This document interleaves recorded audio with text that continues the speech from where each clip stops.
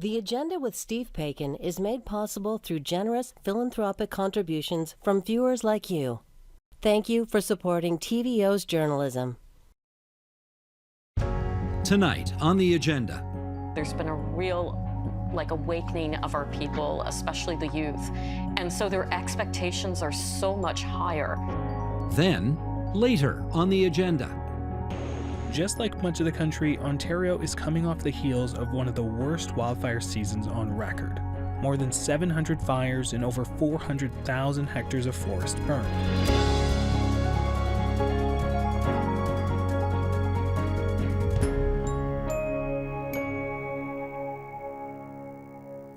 As Canada marks National Indigenous Peoples Day, what lessons can be drawn from this country's experience with reconciliation, reckoning with residential schools, and our treatment of Indigenous people?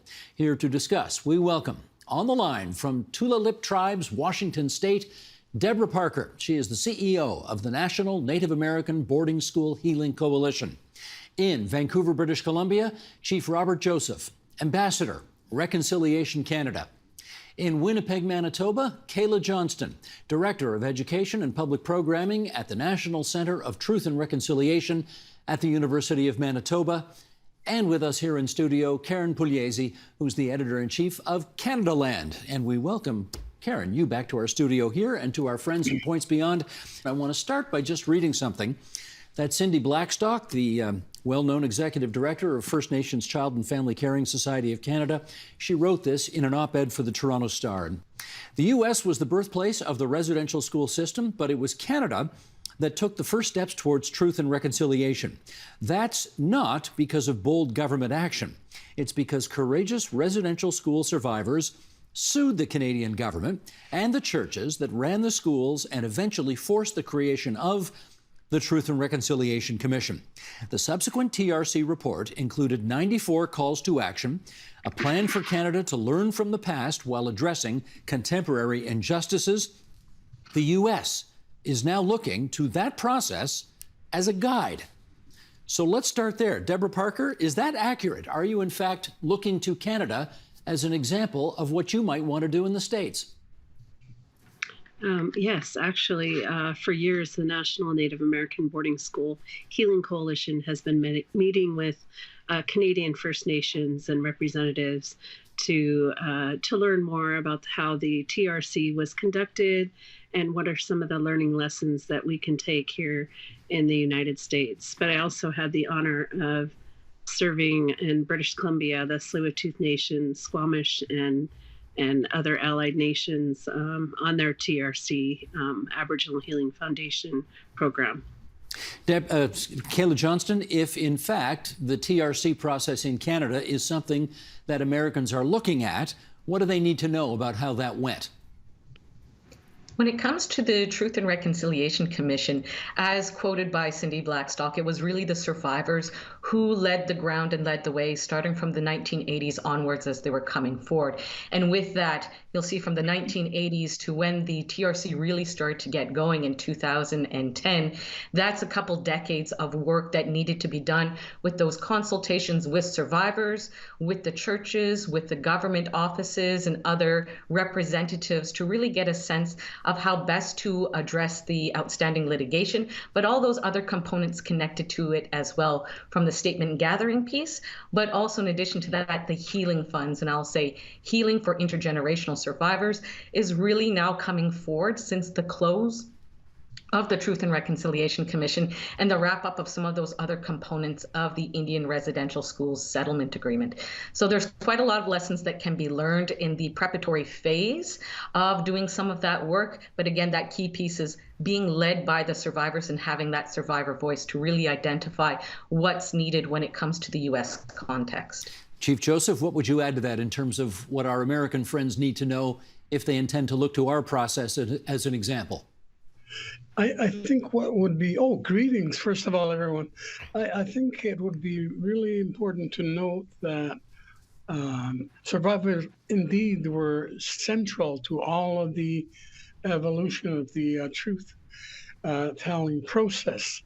And to that extent, what the TRC became was a conduit for survivors to tell their stories in public to everyone so that all Canadians were able to hear these stories firsthand. Of course, that was really important. But just as important, a few years preceding the Truth Commission, there was a healing movement across Canada driven by the Aboriginal Healing Foundation. And it existed for a few years, and survivors met in healing circles across the country continually. And so before we even got to the stage of thinking about a reconciliation process, we were in the middle of a healing movement. And that is so important for any country to move forward when they're thinking about truth commissions, to have survivors be able to communicate to each other and to the world their issues, and so that they have an understanding and they're more ready when there actually becomes a formal truth and reconciliation commission. I'm really happy to say that because of that, here in Canada, the Truth Commission report has had a huge impact. All elements of society and just about everyone knows about the history of residential schools, now understands the history of Aboriginal people, and many are getting on board and thinking about how they're going to engage in reconciliation with Indigenous people in Canada. Going to follow up on that in a second, but first I want to give Karen a chance to weigh in on that first question. What do you think? What can Americans... Oh, I think a few things. Actually, I'm really glad the Chief mentioned the Aboriginal Healing Foundation. That base work was so critical before going into a reconciliation process. And what a lot of people don't remember is that there was actually, by the time the Truth and Reconciliation Commission in Canada started, there had been a delay. And the Aboriginal Healing Foundation was running out of funding, and the government did not renew that through that process. And so it really became a burden of the Truth and Reconciliation Commission to take on like mental health care for people who were giving testimony, because we'd lost that other piece, which I think was a big miss on the part of government. I think the other thing, just as people have alluded to, is it wasn't like a one-step process. It was pushing and pushing from the survivors. There were individual cases, and then they were allowed to do these class action lawsuits. They pushed the class action lawsuits. They got a statement of regret, not an apology initially. They got the alternative dispute resolution process, which was very flawed and wasn't properly compensating survivors. And they had to keep pushing. So this was like a process of trial and error over and over again, and really not a very reconciliation-y feeling process for something that was about reconciliation ultimately. Reconciliation-y? That's a new... I'm allowed to invent words. I think you just did. I'm pretty sure you just did. Okay. Kayla, let me now, as promised, follow up on what Chief Joseph just had to say. Namely, it's been almost a decade since the TRC concluded its work. And I wonder if you could sort of tell us, in your judgment, how many of those 94 calls to action have in fact been implemented? When it comes to the calls to action, it sort of depends. I use 4 different sources to keep up to date on the progress, and it's a little bit subjective as to which calls to action have been addressed and which haven't. Right now, Indigenous Watchdog says 14 have been addressed. But if you look at the types of the calls to action that have been addressed, and this has been a criticism, it's a little bit like the low-hanging fruit. And none of the calls to action that require substantial structural changes to our systems, like the child welfare system, the justice system, and the like, have been really addressed. So the heavier ones that could lead to substantial changes in that relationship between Indigenous and non-Indigenous peoples haven't been addressed. And that's one of the biggest criticisms, that over the past 3 years since the Kamloops announcement, we haven't seen any real major progress except for the calls to action numbers 1580 and 94 have been addressed. So related to Indigenous languages, a statutory day for the National Day for Truth and Reconciliation, and an amendment to the citizenship oath. Since then, it's been a lot of grassroots organizations or community level progress on the calls to action. Chief Joseph. So I wanted to add that all of us have different indicators for measuring a progress in truth and reconciliation, in the truth and reconciliation process.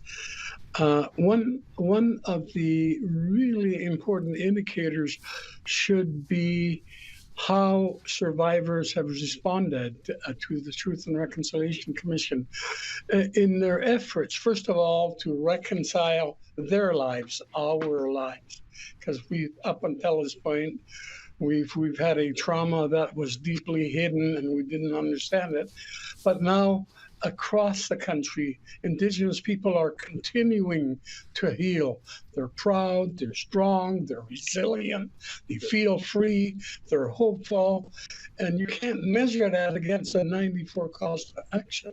As important as the 94 calls are to action, we have to make sure that the dialogue continues between survivors, between ourselves, and with the Canadian public. That's so important to do, to maintain the dialogue. That's the only time change happens, when we have deep discussion that transforms our ideas, our perspectives, our hearts, our minds, our souls. This Truth Commission needs to be a deep run at it. It has to have a powerful spiritual element that drives us to continue day after day after day, even sometimes with the disappointments that we have. Karen, I wanted to get your take, based on your reporting, of how people in the Indigenous world feel either satisfied or frustrated at how much or how little of those TRC recommendations have actually been implemented. Oh, you just summed it up so beautifully. That's exactly how people feel. They feel good and bad and frustrated and happy. I mean, it's not just about it's about the TRC recommendations, but it's broader than that. I mean, I think the first thing is the TRC started very much with residential schools, and it had a very narrow mandate. But the commissioners took a look at one of the phrases in there that said anything out of residential schools that affected Indigenous people. And that's how you get to child welfare. That's how you get to missing and murdered Indigenous women. That's how you get to UNDRIP and land back and all these other things that are important. I think two things have happened over the years. One is, as the chief alluded to, there's been a real awakening of our people, especially the youth. And so their expectations are so much higher. I used to be considered kind of a radical, and I'm old and it's boring now. Well, no, but okay. But the kids are and I say kids, I'm getting old.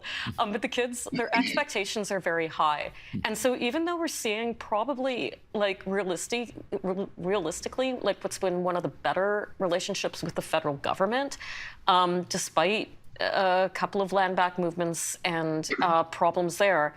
But overall, it seems like the chiefs and the governing bodies seem to be getting along pretty well with this government, but the expectations are just so much more, and for change, and sooner, now. Deborah Parker, I wanted you to hear those three responses before going to you, because as you embark on this process, I wonder whether what you've heard makes you more confident or more concerned, or whether you're prepared for what undoubtedly will be the travails to come as you embark on your journey on this. What do you think? Well, I just want to thank our First Nations relatives for sharing their truth. And I do believe that this should be survivor-centered work. And so here in the United States, that's something that we are working towards, to make sure that boarding school survivors, residential school survivors have the opportunity to help lead this work. And hearing from our First Nations elders and chief, it is so important. And I should say young elder too. it's so important to hear this journey because we've been trying to bring about truth and healing here in the United States for many years, and it's been difficult. This year, we just introduced the Senate Bill 1723 and House Resolution Bill 7227 so that we could create a U.S. Commission on Indian boarding schools and learn from those lessons of how difficult it was for residential school survivors to obtain records of where their family members are, where they were buried, where they were sent to, where they were trafficked to. And so that's something that we've been working with our congressional members. And it's exciting to say that we, last week in Washington, D.C., we just moved forward on the House side. We passed through the Education and Commerce Committee. And so we still have to go to the main floor and then go onto the Senate side and pass the bill. But we look forward to journeying down this road so that we can find those pieces and find out where our relatives are, find out where the records are. We know the government and churches have those records. So that's kind of our first step is let's find out the truth. And Deborah, let me do a quick follow-up with you. In as much as the Interior Secretary in the Biden administration is, as we would say in Canada, Indigenous, as I guess you would say, Native American. And I wonder whether you think that helps the process move along.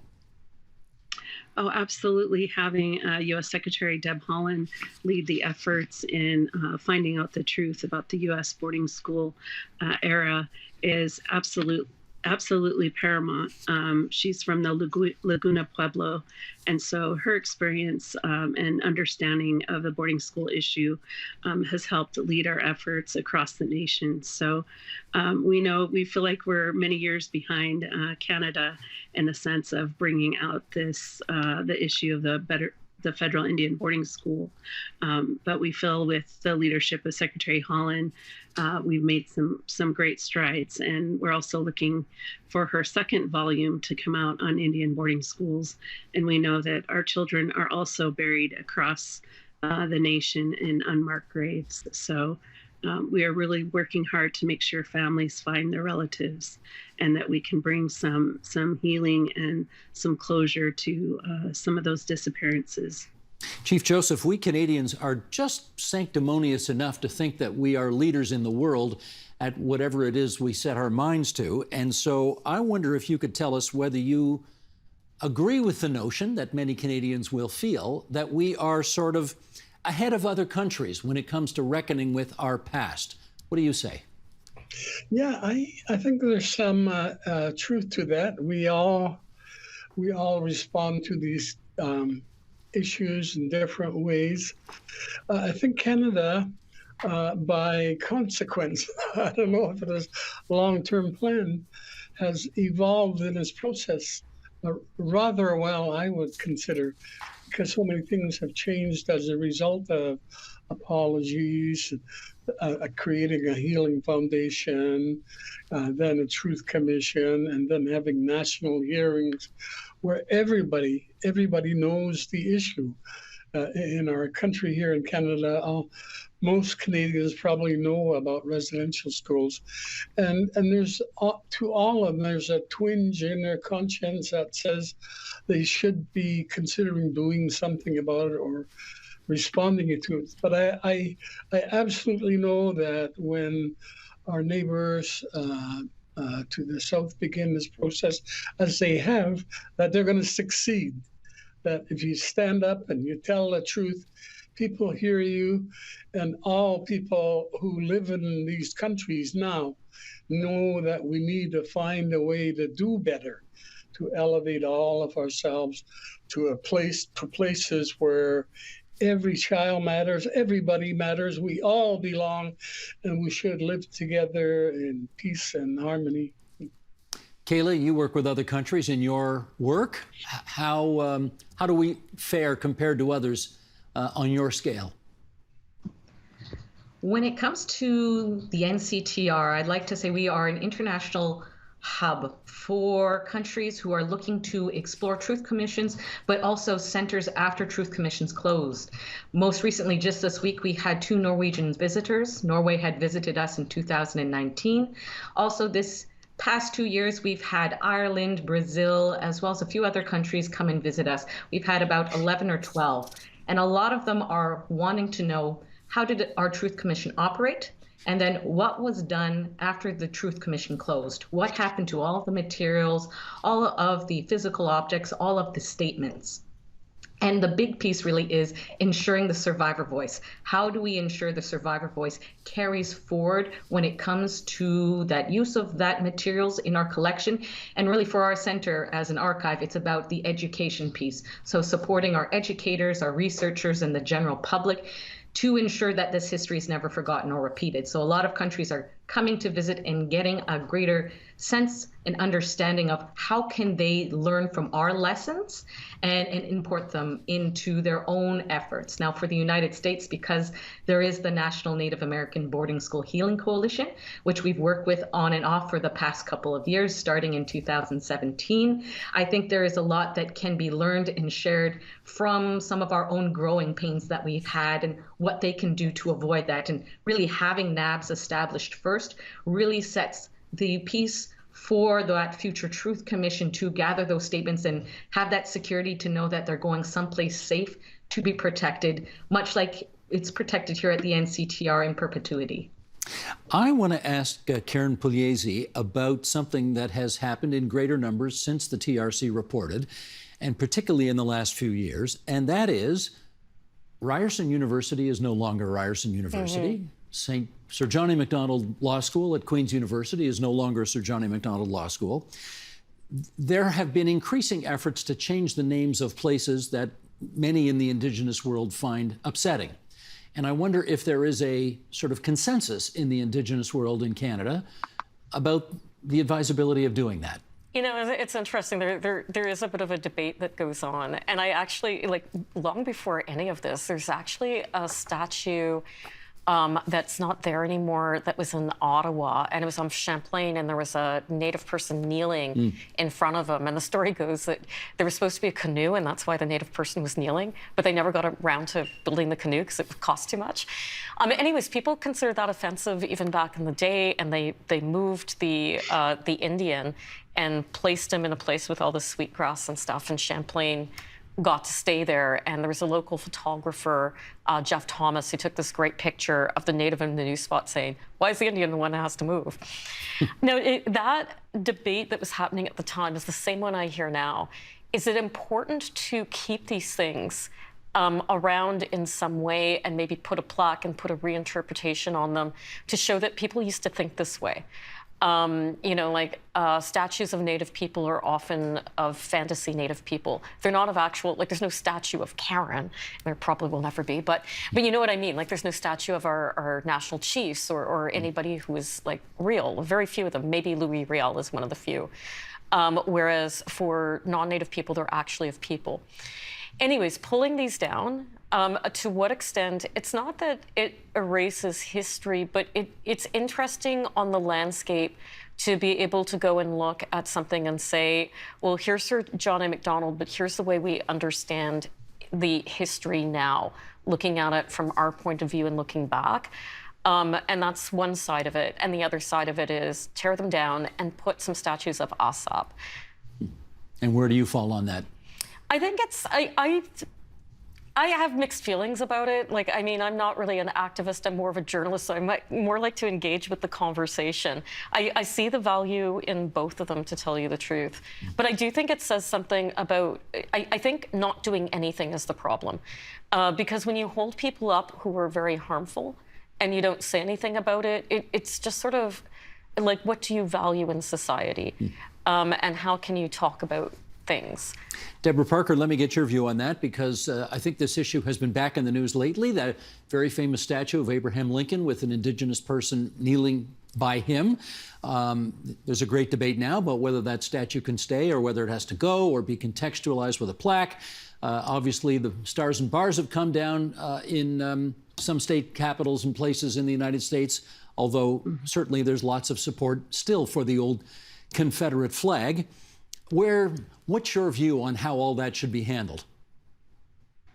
Well, I'm definitely an activist at heart. So if it doesn't bring joy and happiness, tear it down. Why keep something that doesn't ignite love and compassion and embrace people who are here today to bring about positive change in this world? And so coming together is so important as a human race. Well, I guess okay, you've asked the question, and I guess the conventional answer is because if you make all these changes and tear all these statues down, as opposed to leaving them there and contextualizing with a plaque, you deprive people of understanding how people thought back in the day, how their views have changed, and what we're aiming to do better. That's the argument.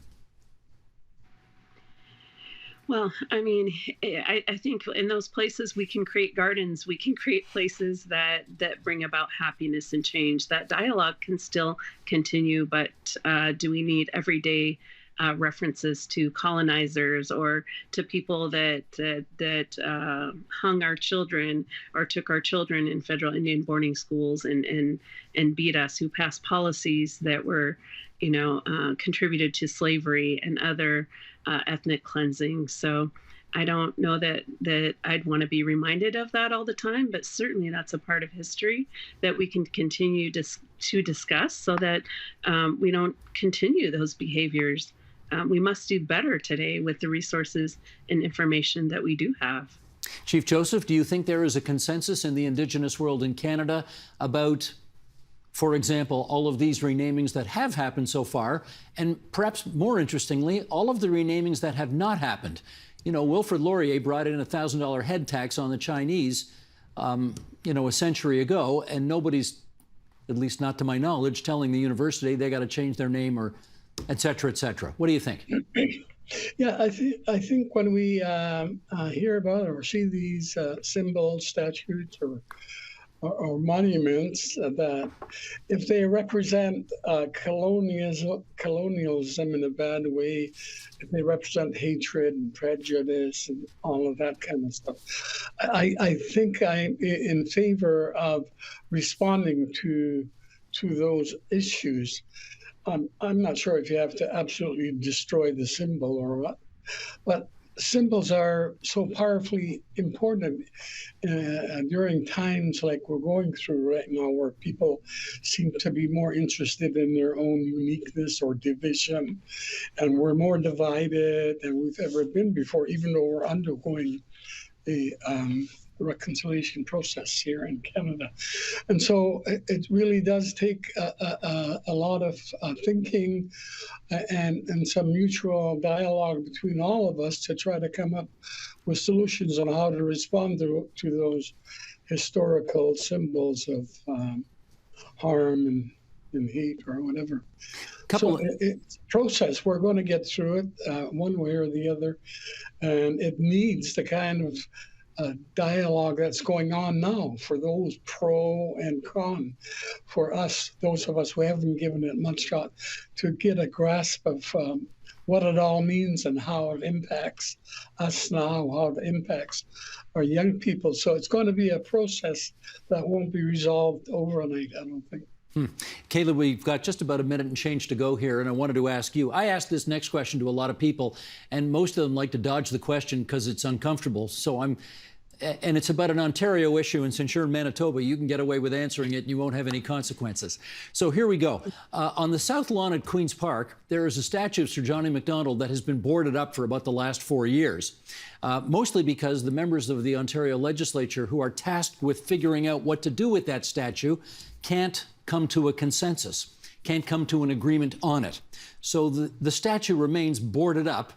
No one can see it, and it's it's kind of a monument right now to indecisiveness. I guess my question for you is, what do you think we should do about that? Ooh, love the difficult question. And that's why I asked you. Posed to my youth.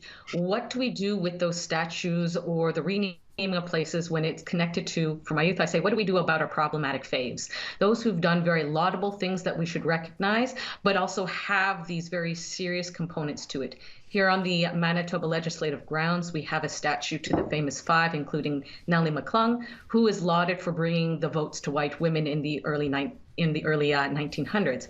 But we often don't talk about her very serious connection to the eugenics movement and the forced sterilization. So it's kind of a sidestep, not necessarily avoiding answering, but I really like all the answers that have been given so far because it is about community.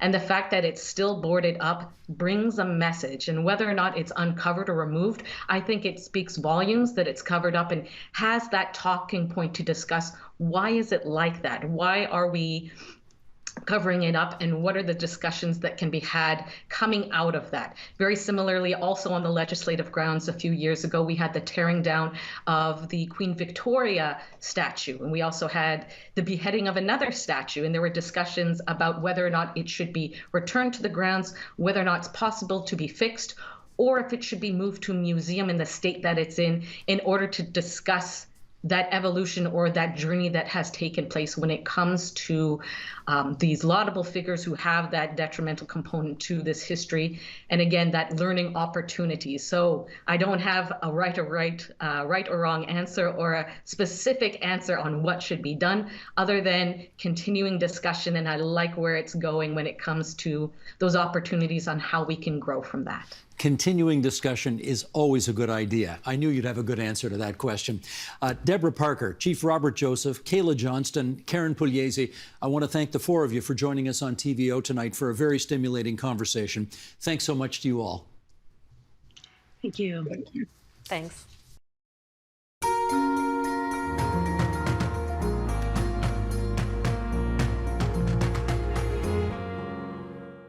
The Ontario Provincial Air Service was launched here in Sault Ste. Marie at the city's waterfront in 1924. It grew to become the world's largest non-commercial air service, and now it's being recognized for its contributions here in Ontario for the past 100 years. The views of Northern Ontario never get old for Doug Snedden. It's just part of the whole experience of hanging around airplanes. It's what they do, definitely a freedom. You're out there by yourself doing something that is kind of fun. Snedden has been hanging around airplanes most of his life. He worked for the Ministry of Natural Resources, servicing planes for the Provincial Forestry Aviation Service. I worked as an aircraft maintenance engineer for 20 years. And 13 years as an aircraft maintenance engineer manager. So I was manager of all the smaller airplanes, the Twin Otters, the Turbo Beavers, and the King Airs. Although he retired from the ministry in 2021, Snedden has continued his passion for aviation through his work as a flight instructor. He is one of the many former and current employees who have been part of the Ontario Provincial Air Service's legacy since its inception 100 years ago. We're standing in the hangar of the former Ministry of Natural Resources Aviation Services Group.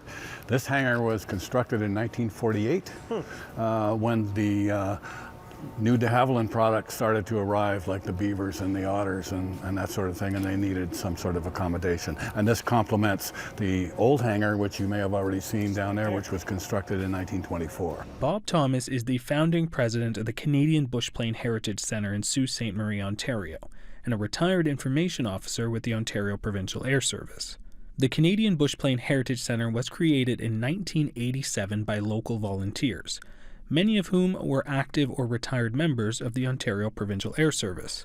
Every Friday morning was coffee day, especially for retirees, and retirees could come in and get free coffee and donuts. So they would come in at 10 o'clock, sit down, and start telling stories. Now, employees, after a half an hour, have to go back to work, but the retirees could hang around. Fantastic anecdotes, great stories about the old days in the air service and what was going on, and where to find an old downed airplane. All of these things, and it occurred to me that none of this is being recorded, and so much other history is being lost. And what can we do about it, and who would be interested? Today, Ontario's fleet of yellow aircrafts runs several resource management programs, including aerial wildlife surveys, fish restocking, and rabies vaccination distribution. but it's best known for its expertise in forest fire control and suppression. Just like much of the country, Ontario is coming off the heels of one of the worst wildfire seasons on record. More than 700 fires and over 400,000 hectares of forest burned. Smoke traveled across Canada, blanketing the province and even sending plumes of smoke across the border into the U.S. But it might be surprising to know that the Air Service wasn't originally created to fight forest fires. So it was started by the Department of Lands and Forests in 1924. And so the Department of Lands and Forests is concerned with forests. Northern Ontario is covered with forests, essentially. A lot of what they were concerned about was finding out the extent of those forests, that it was a major question of the economic value of those forests, both to the government and to industry more broadly. And so doing forest surveying, finding out, what kind of timber is actually out there. This is our collection storage area, and in particular where we keep our archival collection. Mary Collier is the curator at the Canadian Bushplane Heritage Centre.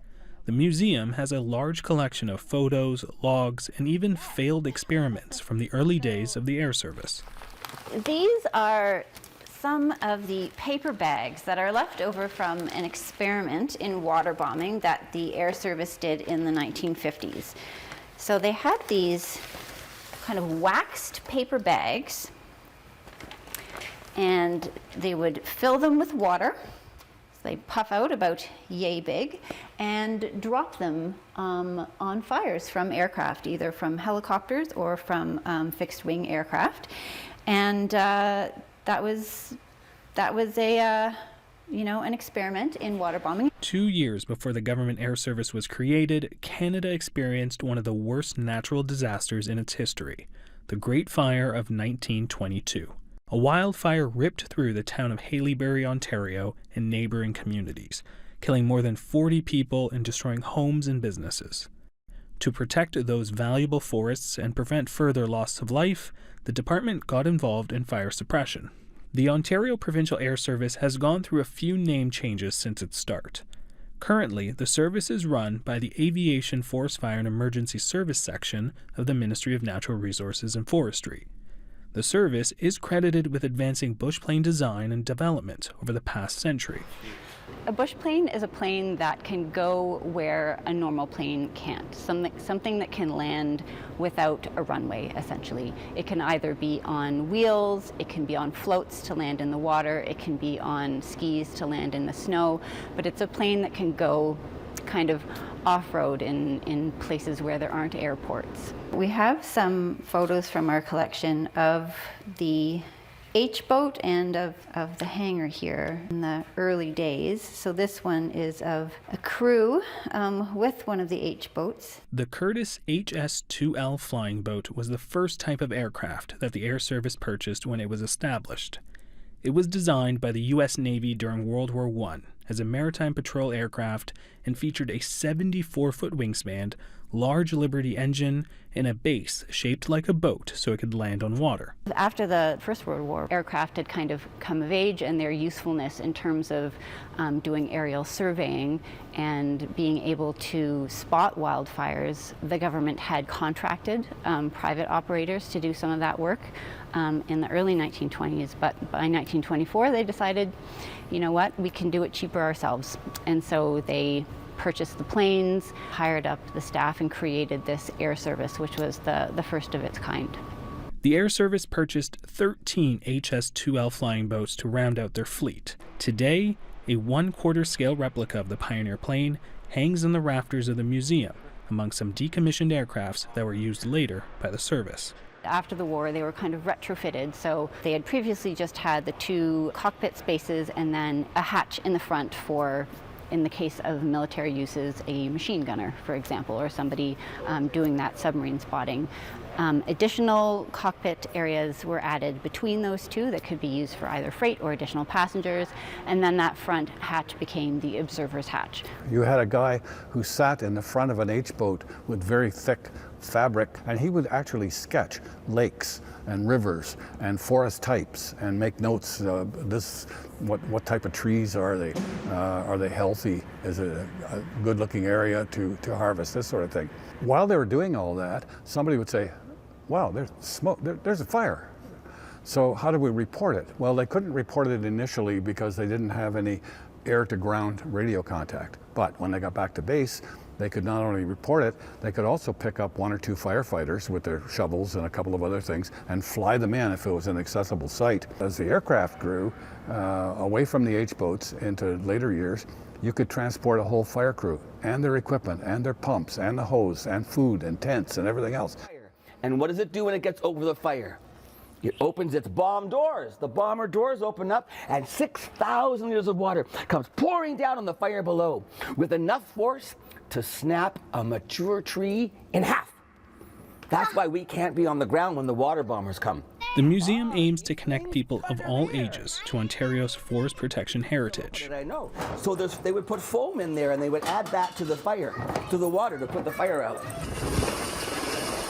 Fighting wildfires requires a combination of firefighters both on the ground and in the air. Strategy depends partly on landscape. Northern Ontario has plenty of lakes, making the job of a CL-415 water bomber very easy. It can scoop up over 6,000 liters of water in just 12 seconds, a major improvement since the early days of the air service. So that, started as somebody experimenting with a tank of water just sitting on the seat next to them in an open cockpit aircraft, to trying out what turned into roll tanks so that they can fill up as you taxi, dump a bunch of water all at once, roll back up, and you can just keep going that way, to getting those tanks built into the floats themselves, those integral float tanks in the 1960s. This year, the Canadian Bushplane Heritage Centre is marking the Air Service's centennial with a number of events, including a reunion with current and former Air Service employees. I think one of the biggest things is to bring retirees back, and retirees are coming from, so far as we can gauge, from as far west as British Columbia. There are people who have long-standing service with the Air Service, and they would like to come back and reminisce. So the reunion is probably the biggest part of this whole thing, and we want to take advantage of that in the sense, I want to sort of implement something like we tried to do back in the 80s. If you're going to have all these retirees here, and they're going to tell stories, and they've got fantastic anecdotes and memories to share, it's got to be documented. For a lot of former and current employees, there's an immense amount of pride as well. And there's a lot of people that put a lot of heart and soul into it, and there's still people doing that with new projects that are coming along every day. It's kind of unusual in a museum to find yourself becoming more and more relevant. But that is the case, I think, with climate change as it goes, and the wildfires being that much more present. And so both for what the current situation is and the role that aircraft play in fighting those fires. For us, it's important to know that it was something that was built here, that Ontario saw the need, invested in that, put a lot of research and development into it, and it has really been kind of a homegrown thing, especially for us here in the Soo.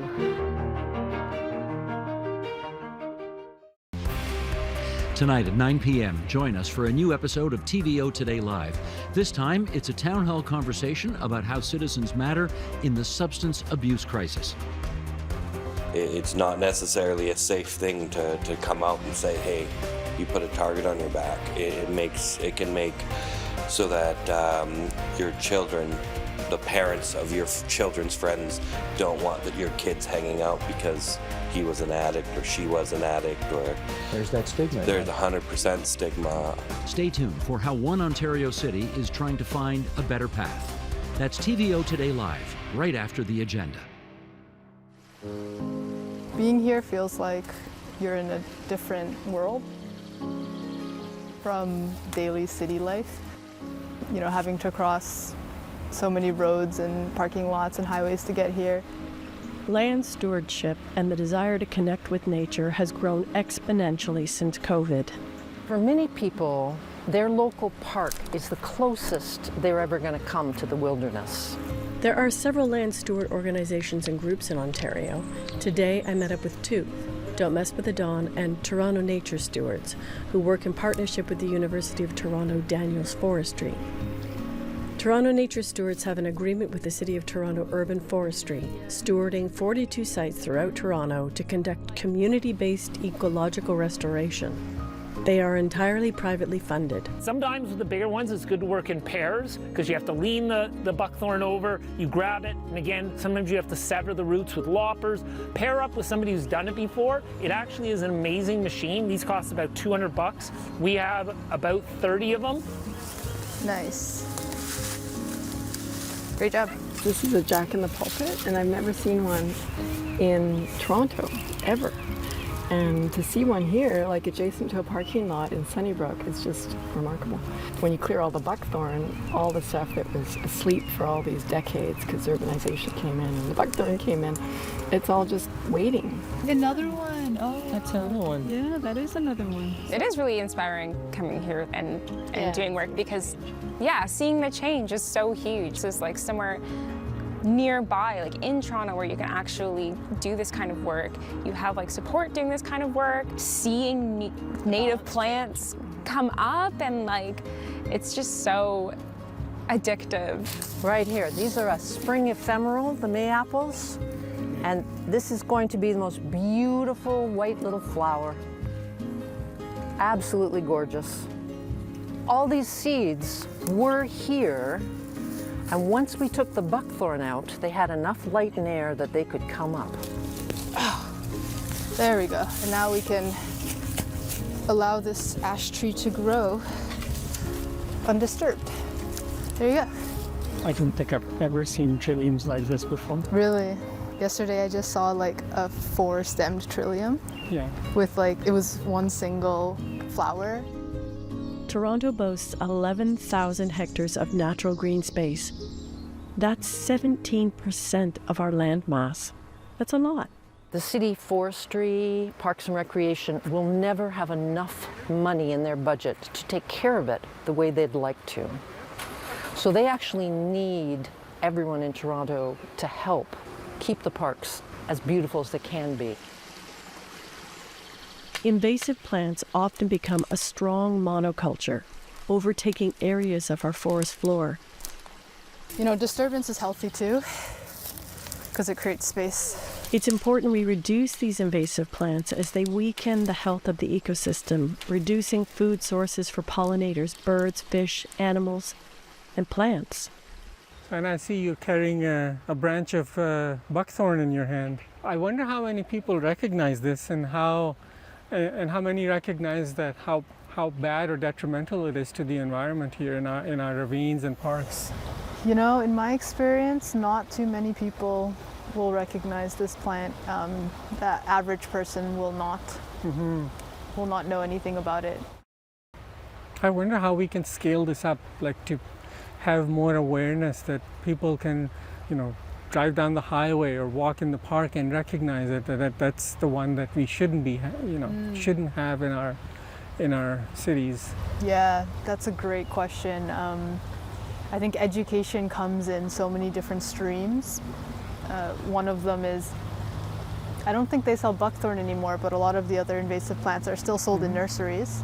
Yeah. So a lot of the work that stewards do in removing them, it just takes, one stray plant from a garden to fill up a whole forest, like the goutweed. Yeah. That plant is still supposedly remedy for gout, but actively sold in nurseries. These sites are managed by lead stewards who learn to follow an agreed-upon protocol for ecological restoration.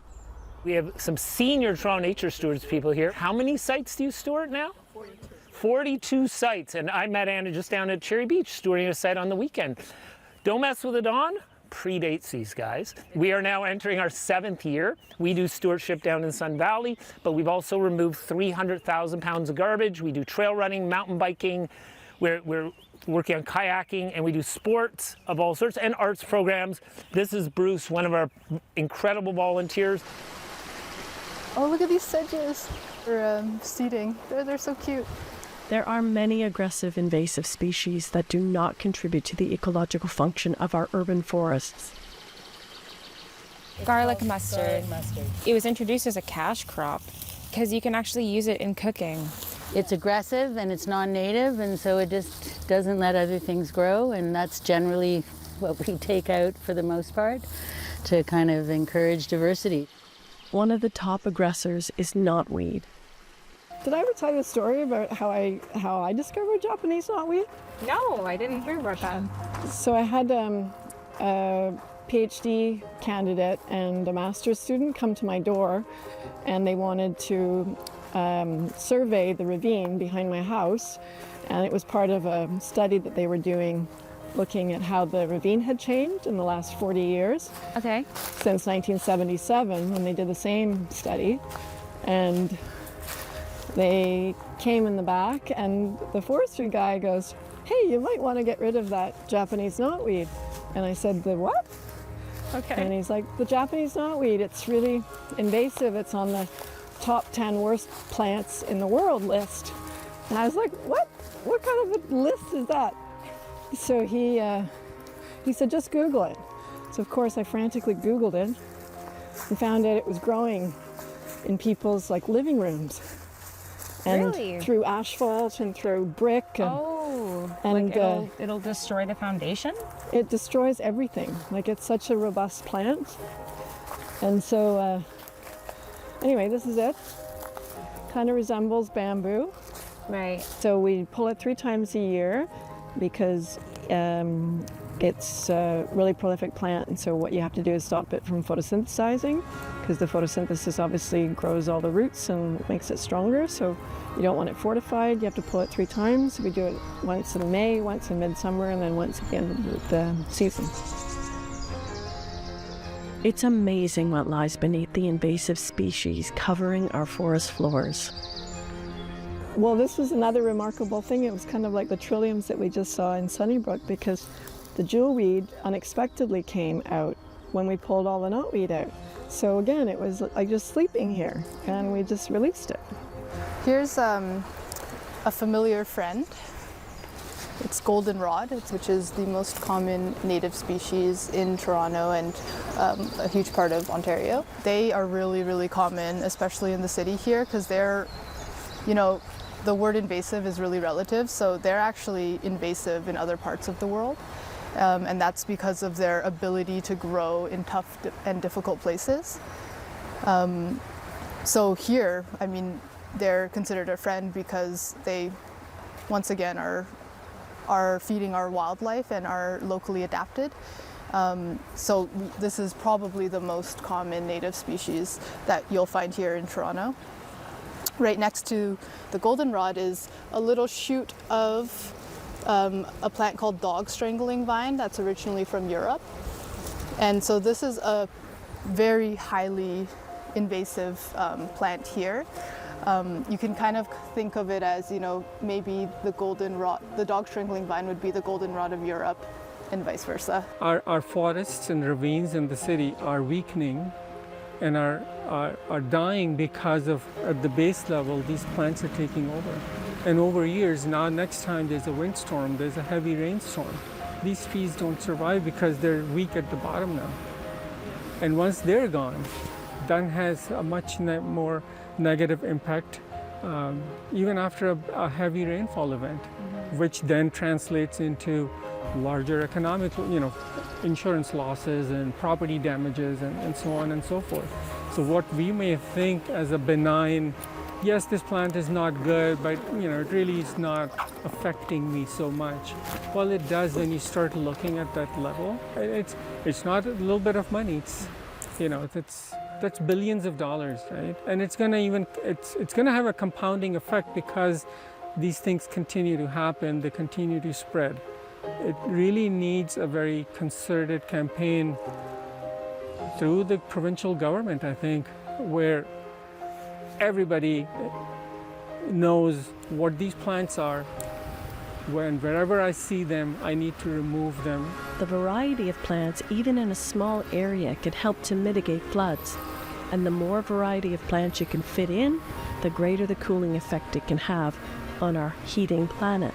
I had a big group who came to my site last year, And I was explaining to them the difference between, you know, the buckthorn and the DSV and how it's rampant and what the negative impacts it's having. And they're like, Najib, I'm realizing not all green is good. And then the next time they came, he's like, now I drive down DVP of 401 and I see buckthorn and I see DSV, the dog strangling vine everywhere. Yeah. And now it affects me because I'm like, oh, up until last week I thought this was great because it's lush around Don Valley Parkway. Yeah. But now I can differentiate and like, no, it's lush, but it's not the right kind of green that we should have. Right? And speaking of roads and highways, they are pathways for invasive plants to spread across Ontario. Like you'll see, I think the most eye-catching one is the Phragmites that you'll see along Ontario highways. It is It's this tall grass, looks kind of like wheat almost. Yeah. But you'll just see, like, if you're driving on the highway, you'll see the whole side of the highway. And every year we see it spreading. So what can you do as an Ontarian to keep your natural forests, waterfronts, and wetlands thriving? Come out, help out, start to educate yourselves about the biodiversity issues that we're facing. And if you like trees and you like nature and you like other people, then come out. It's really good for your mental health. You know, we are losing biodiversity at an alarming rate, so this is something that you can actually do to help. And what about educating yourself before you go to buy your plants for your garden? Oh, for sure. Yeah. That people who are selling don't necessarily know. Yeah, that's always tough. And it's a big industry, right? Public spaces here are all of our backyards. Yes. It doesn't belong to the city. It belongs to all of us, and so we have an obligation to look after it. Thank you for all the work you guys do. It's incredible. Thank you for taking an interest. It's important. Around. Volunteer lead steward. You earned that. You earned that shirt.